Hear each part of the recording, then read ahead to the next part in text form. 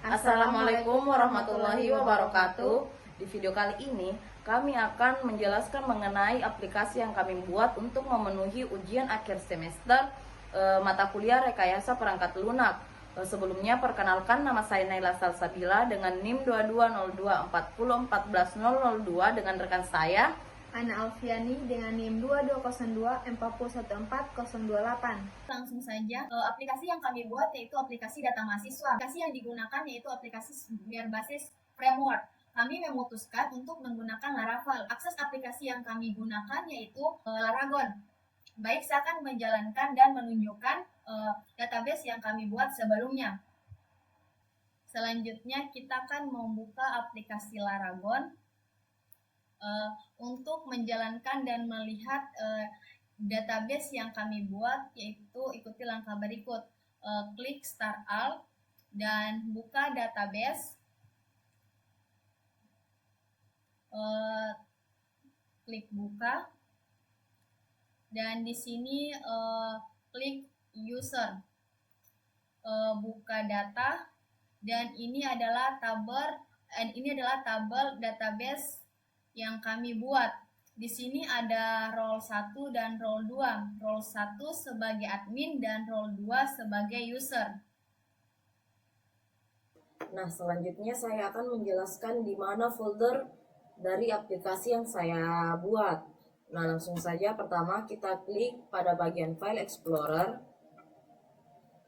Nah, terus klik pada bagian OSC. Nah, kita akan mencari foldernya Laragon. Setelah itu klik www. Lalu ini adalah folder dari aplikasi yang kita buat. Nah, ini merupakan folder dan bootstrap dan lain-lainnya dari aplikasi Laravel. Bootstrap dari Laravel. Ini ada semuanya, ada app, ada bootstrap, config, dan lain sebagainya. Nah, langsung saja untuk menjalankan aplikasinya, kita dapat mengklik dan membuka aplikasi Visual Studio Code. Nah, untuk memasukkan folder kita ke dalam Visual Studio Code, kita akan pencet File, lalu Open Folder, dan kita akan mencari folder yang kita buat tadi.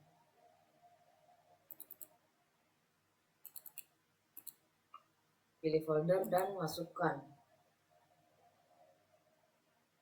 Nah, ini adalah beberapa isi dari aplikasi yang kita buat.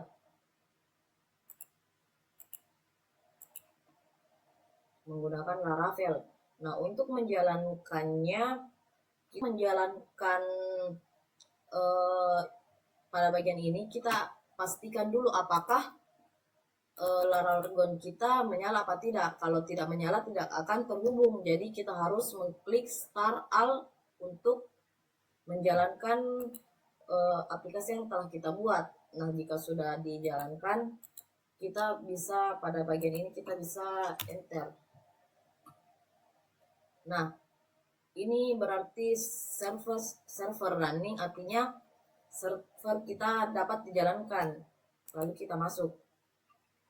Selanjutnya di sini saya akan menjelaskan bagaimana kita masuk sebagai user. Pertama-tama kita akan membuat akun terlebih dahulu untuk mengisi username, email, dan password. Contohnya Alfiani, email Alfiani,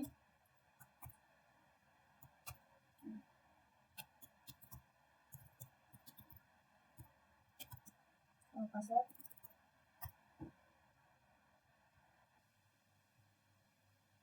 Jika berhasil, kita akan kembali ke halaman login untuk mengisi kembali username dan password kita.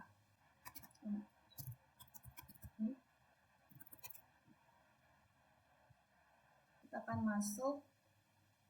Di sini, jika kita sudah berhasil login sebagai user, ini adalah tampilannya. Kita akan melihat nama-nama yang sudah diinput oleh admin. Di sini sebagai user kita tidak bisa mengedit atau menghapus. Di bagian kritik dan saran Sebagai user, kita bisa memberikan kritik dan saran kita. Misalnya,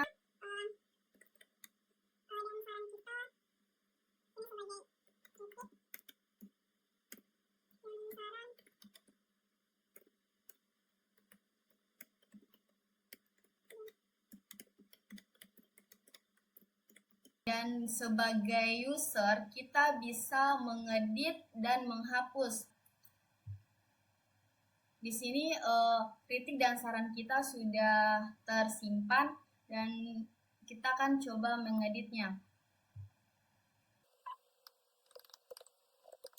Kita akan simpan kembali dan untuk menghapusnya, baik, di sini kritik dan saran kita sudah terhapus. Dan di sini juga ada menu tentang kami yang berisi informasi tentang kami yang membuat aplikasi ini. Dan di sini ada logout. Dan jika kita sudah logout, kita akan kembali ke halaman login. Nah, selanjutnya saya akan menjelaskan bagaimana tampilan dan fitur-fitur jika kita login sebagai admin. Jika kita sudah punya username dan password, kita dapat langsung memasukkannya. Jika belum punya, kita dapat create account. Kita pencet bagian sini dan kita masukkan username, email, dan password. Seperti cara yang telah dijelaskan oleh Ana. Kebetulan saya sudah punya akun dan saya akan langsung memasukkannya.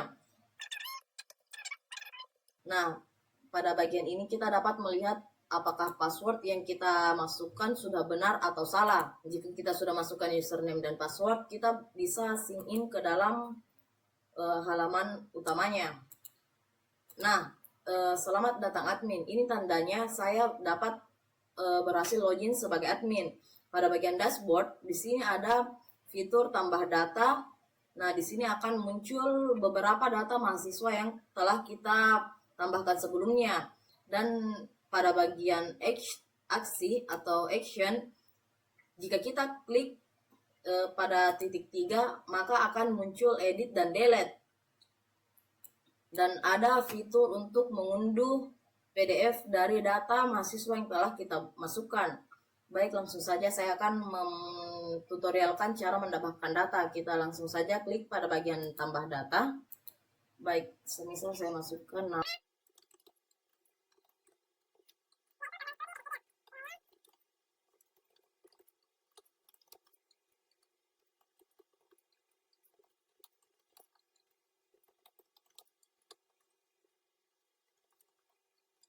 Nah, jika kita sudah memasukkan data-datanya, kita dapat mengklik simpan data. Nah, data berhasil ditambahkan. Kita dapat melihat dia berada di nomor keempat. Nah, jika data sudah ditambahkan, selanjutnya jika kita ingin mengedit dan menghapus, kita klik pada bagian action. Semisal saya klik pada bagian ini, jika saya ingin mengedit, langsung saja akan kembali ke format yang akan diisi. Semisal saya mengganti namanya menjadi update data dan data berhasil diupdate. Nah, kita dapat melihat namanya itu dia berubah. Dan semisal kita mau menghapusnya, klik ini delete dan data berhasil dihapus. Sisa 3 data. Dan pada bagian admin kita dapat mengunduh PDF yang dari data-data mahasiswa tersebut. Kita klik saja. Nah, dia itu langsung tersimpan di unduhan di folder kita. Nah, selanjutnya pada bagian kritik dan saran, kita dapat melihat kritik dan saran yang telah ditambahkan oleh pengguna user sebelumnya. Jika saya klik hapus, maka kritik dan saran tersebut akan terhapus. Nah, pada bagian tentang kami, menjelaskan mengenai website resmi dari Naina, mengenai siapa pembuatnya, dan untuk memenuhi mata kuliah rekayasa perangkat lunak. Nah, pada bagian logout, jika saya pencet, dia akan kembali ke halaman utama untuk login. Mungkin itu saja video dari kami. Semoga kedepannya kami dapat mengembangkan website yang kami buat. Wassalamualaikum warahmatullahi wabarakatuh.